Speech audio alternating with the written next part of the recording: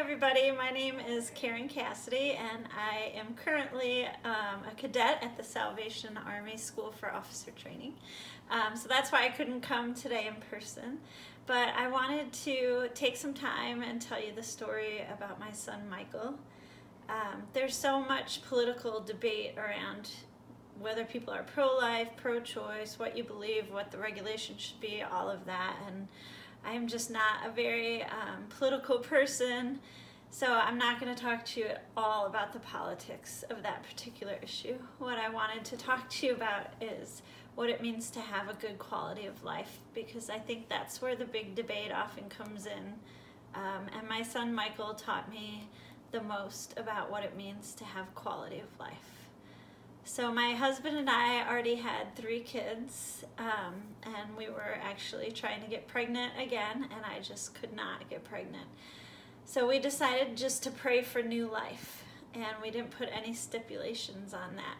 And God took us up on our prayer, and one day we got a phone call saying that there was a baby that needed a home, and that baby was in the hospital. He was newly born, and his birth mother was only 14 years old, and she didn't feel like she could take care of him. The issue was that they had already had birth parents, and the birth parents had backed out because Michael was having seizures after he was born, and the doctors weren't sure what was wrong with them. So the birth parents felt like they could not take home a baby that was anything less than perfect. So Michael was in the hospital, and they asked if we would come and meet him. So we made the drive to go meet him, and I was expecting a sick little baby, and when we got there, there was this chunky little baby boy in the nurse's station, and I told them that we were there to meet Michael, and they said, well, here he is. And the first time I held him, I knew that he was mine, 100%. It was like God had designed this moment, because as soon as they put him in my arms, I felt like I was his mother. So the doctor came in, and he talked to us about Michael's issues. He said that Michael had been in the birth canal for 6 hours, and he had been deprived of oxygen, and he had seizures after birth, so they didn't know what was going to be wrong with him. They said it was too early to tell. They said that he could be mildly mentally retarded up to severely, and that it would just be a matter of time. So he looked at my husband and I, and he said, you guys look like really nice people, but you should probably not do this, because we have no idea what's coming, and Michael could cost a lot of money, Michael could have a lot of suffering. So he said, you guys should probably just go home. But I told him Michael was already mine, that we still wanted to go through with the adoption. So the adoption attorney was there, and she said to come back the next day. So we went home, and we thought about it and prayed about it, and we already knew. So the next day we went back, and we got to meet Michael's birth mother, and she was so young. She was a young 14-year-old. She just she had no idea really what was going on, and she just looked at me and she said, thank you so much for taking my baby. And I was so grateful in that moment that she was brave enough to carry Michael and to give birth to him, and then extra brave to give him away. I can't imagine the amount of pain she was in. So I think that's the other thing I want people to realize, is that it's not just about the babies, it's about the moms. And to me, anybody who can give a baby up for adoption is absolutely heroic, because I can't imagine what she was feeling that day. So after meeting her, we took Michael home, and it was the beginning of the most difficult, awesome, love-filled journey that I've ever been on in my life, but definitely also the hardest. When Michael was 6 weeks old, he stopped taking his bottle. He just would not swallow anything from his bottle, and it was the weekend, So we couldn't even call the doctor, but he would just not swallow. So by the second day, we were taking a little eyedropper and dropping milk into his mouth so he would drink, but it would just come right back out. So I was so afraid that he was starving, and I didn't understand what was happening. So finally on Monday, we brought him to the doctor, and she tried to feed him, and she said, you need to go over to the hospital and have some tests. So we went over to St. Francis, and they did an MRI.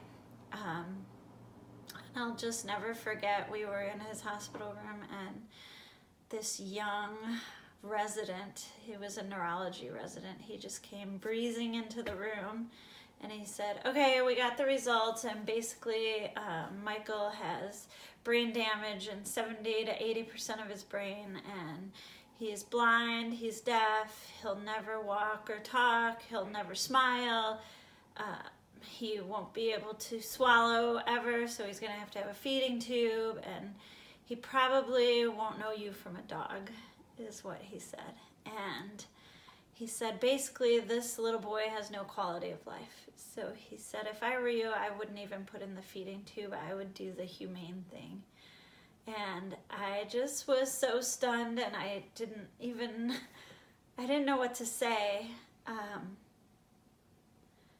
We kicked him out of our room is what we ended up doing, and we asked the nurse to go get the head of neurology, who came in, and I asked to see Michael's MRI, and so he took me down and he showed me the pictures, and he showed me what a normal brain would look like, and then he showed me Michael's. And what he said kind of defined Michael's life. Is he said there's no medical reason that Michael survived his delivery. And that stayed with me, because to me that meant that there was a reason that Michael was still alive. He did explain better that Michael was blind. He was cortically blind, so there was nothing that could ever be done to change that. It was a brain issue. He was deaf. They said he would never walk or talk. He said he was relatively certain that he could not even be taught to swallow. The reason why he stopped drinking his bottle is because swallowing is a reflex until you're 6 weeks old, and then it becomes a learned behavior. So as soon as that 6-week mark kicked in and it was no longer a reflex, Michael was incapable of learning how to drink. So he said the best option was to do a feeding tube, but he said that Michael would not live to be a year. So needless to say, we were pretty shell-shocked. We had prepared ourselves the first 6 weeks of Michael's life that we would take care of Michael until we were ready to die, and then we would be making a plan for Michael. That's what we thought. We thought if he was mentally disabled in any way, that we would just take care of him his whole life, and then we would find a solution later in life, and nothing prepared us for this diagnosis. But what we did do is we trusted God with Michael, and we knew that there was a reason that Michael was still alive, and that he had survived being with a 14-year-old mother who could have easily aborted him. He survived this delivery that should have killed him, and so it was obvious that God had a big plan for Michael. So we took him home, and we decided that it wouldn't be a death watch, that it would be a life that we would watch every single day, and that we would let God decide what Michael's life was going to be. We had 3 other children at home, and the oldest was only 7, so we explained to them the best that we could that Michael couldn't see or hear, and that he was going to be sick, but we said that God was in charge of Michael's life, and we asked them to just treat him like they would their other siblings. And Michael's life was an amazing gift. He didn't do a lot of those things, just like they said. He ended up having a feeding tube put in, and So every day we had to feed him through a feeding tube. My 7-year-old learned how to feed him, and she was his little mother. But the kids definitely just treated him like they would any other sibling. And even though he couldn't see or hear, he was their favorite audience when they would do recitals and dance shows. He had a special chair from Easter Seals, and they would set him up in the living room in his chair, and they would perform for him. And my daughter was convinced that he could feel the vibration of the music, and he knew it was them dancing, and so it made him happy. And who was I to argue? They said that Michael would never smile, but I remember the first day he smiled, and he smiled a lot after that. I think he recognized people by how they felt and how they smelled, and different people. My daughter, if she would pick him up, he would calm right down no matter what was happening, and he smiled all the time. So to me, that one smile was just confirmation that God is bigger. Michael's life was marked by a lot of suffering. In the beginning, he would have maybe 25 to 50 seizures a day. By the end of his life, he was having 200 a day. Michael was in and out of the hospital because he couldn't sit up on his own. He got a lot of lung infections whenever he got a cold, so he was constantly in the hospital. He had quite a few surgeries. We spent a lot of our time in the hospital, but I think the thing that I would want people to understand about Michael is that he was a life force. There was something about holding Michael that you just felt closer to God. I always tell people that Michael was just pure love, and when you were around him, you felt that love, you felt that connection to God, and you felt joy. Michael taught us to look for the little things. And I think because of Michael, I've never stopped being overjoyed about the little things in life that most of us take for granted. When you're told that somebody will never basically do anything, you celebrate the little victories when they do happen. And so Michael taught me to be aware of small joys and to gather those in. Michael taught me also about the suffering of Christ. To be around Michael was to be at the cross because he suffered so much. But I also saw the joy in the suffering. I saw how hard he fought and how strong he was. And so he taught me that amidst the suffering, there's always love and joy. And that's something that we can only understand because of the cross.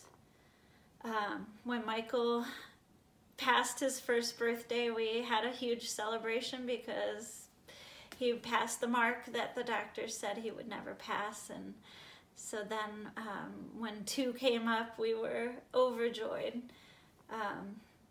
But then in his second year, Michael got very sick, and we went to the emergency room, and he had stopped breathing, and they were able to bring him back. But they told us that his esophagus had collapsed, and they said there was really no turning back from that. They offered to do surgery. He could have had a tracheotomy, and we thought about that long and hard, and luckily for us, St. Francis has a moral ethicist, and we talked to him, and he was wonderful, and he just told us that at that point we had to weigh out what was quality of life for Michael and what was going to cause him more suffering. And he said Michael getting a tracheotomy would not do anything to help him. It would only cause him more pain. And of course it would have been easier for us, but it would have been harder for Michael. So he said that it was time and that we should go home on hospice. So that's what we did. And they told us with a collapsed esophagus, Michael would probably only live 48 hours. But in true Michael style, that was not the way things went. So we brought him home, and we just loved on him. Michael was never put down from that moment forward, we, for a while, for the first week, I think I stayed up all night, every night, because I didn't want Michael to be alone. If he died, I wanted to be with him. So I wasn't sleeping. And then we got a phone call from the community of St. John, from the nuns. And these contemplative nuns who were never allowed to leave their monastery had been given permission from their mother house in France that they could come at night and hold Michael so that I could sleep. And that was such a gift. They would come in about 9 o'clock at night, and I would hand Michael over, and there was usually 2 or 3 of them, and they would take turns holding him and rocking him and singing to him in French, and they prayed the rosary with Michael. And then about 5 o'clock I would get up and I would take over, and they would leave and come back the next night, and they just became part of our family. At about 2 weeks post-diagnosis, the doctor came and she said that Michael could no longer eat, that his kidneys had shut down and that he couldn't process his food anymore, so that we had to stop feeding him.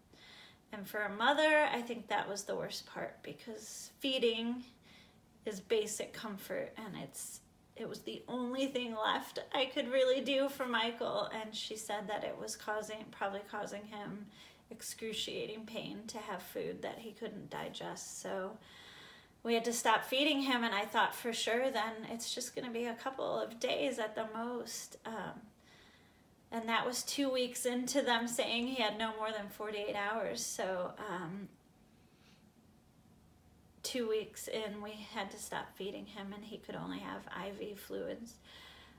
The bishop of Peoria at that time called and said that Michael could receive all of the sacraments.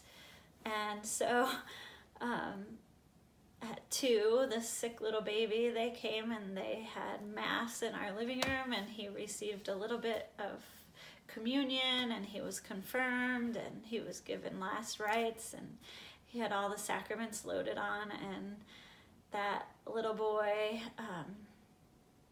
with no food and this collapsed esophagus, lived 5 more weeks. And those 5 weeks were a time of, I always say they were a time of contemplation, because Michael brought us to the cross, to the foot of the cross. And during those 7 weeks, we had so many people show up at our house that we didn't even know. People started ringing our doorbell and saying, "We heard about Michael, and can we come in and hold him?"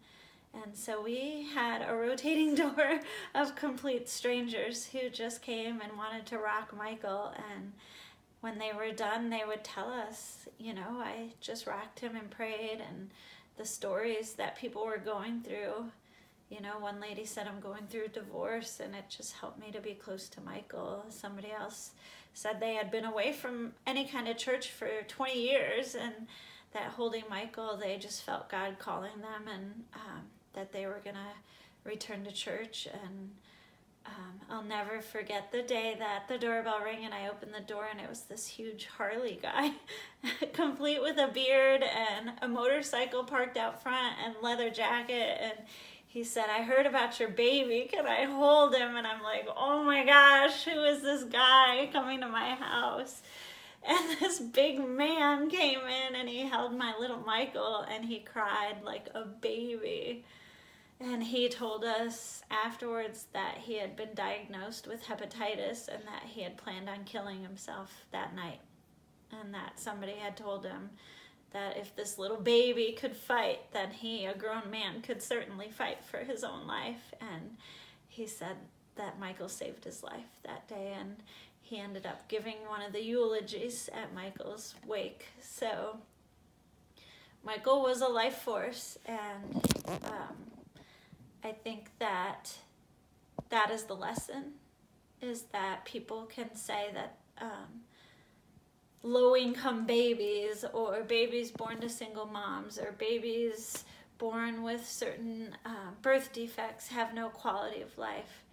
But what Michael taught me is that God is the author of life, and that God decides what quality of life is. if I look back over all of the people that held Michael, that came into contact with Michael and their lives were changed for the better, how can I say that it would have been better for him not to have been born or not to suffer?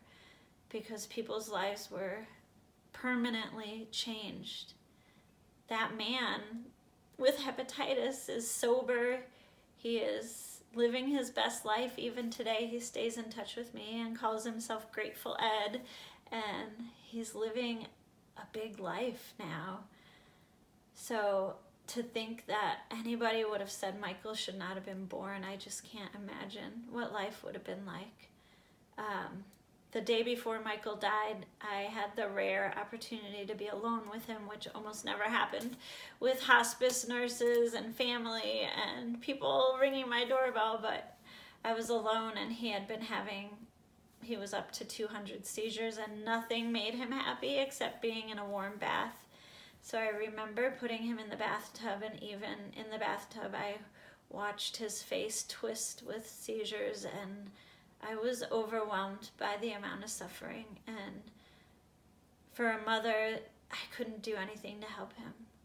All I could do is sit and be with him in his suffering, and it hit me like a ton of bricks in that moment that that's the cross, that all we can do is to sit and be with people in their suffering, just as Mary and the beloved disciple were at the foot of the cross. That is our call as Christians, to stand at the foot of the cross and to be present to that suffering and that act of love. And so God asked me in the bathroom if I was ready to give Michael back to him. And I said no. And then I felt God in the bathroom saying, but I gave you my son.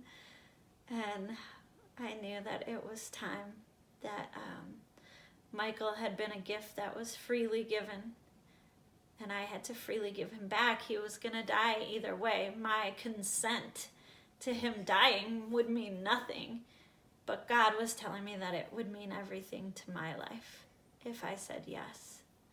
And so I remember falling to my knees with my hands on Michael and saying that God could take him, that I was giving him back to him freely, and that there's nothing that I would ever withhold from God.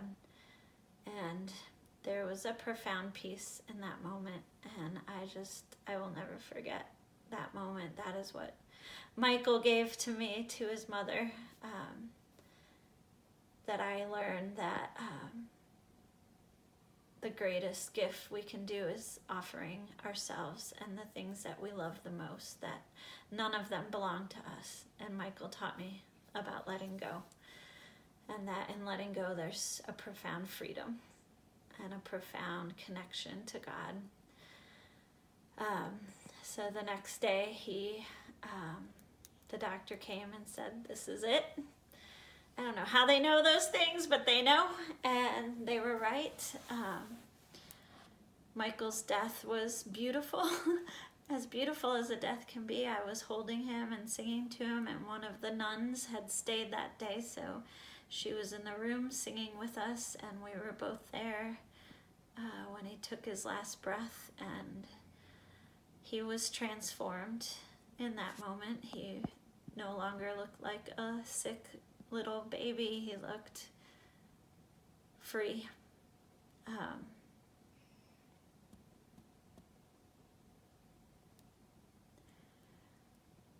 It was hard to not have Michael anymore. He had been our whole life. Our whole family revolved around him. But I knew that Michael was not suffering anymore, and that Michael is always going to be a part of me and part of our family, part of my kids. Michael taught my kids how to love with no expectations of anything in return. Michael taught other people how to live. Michael taught other people how to fight.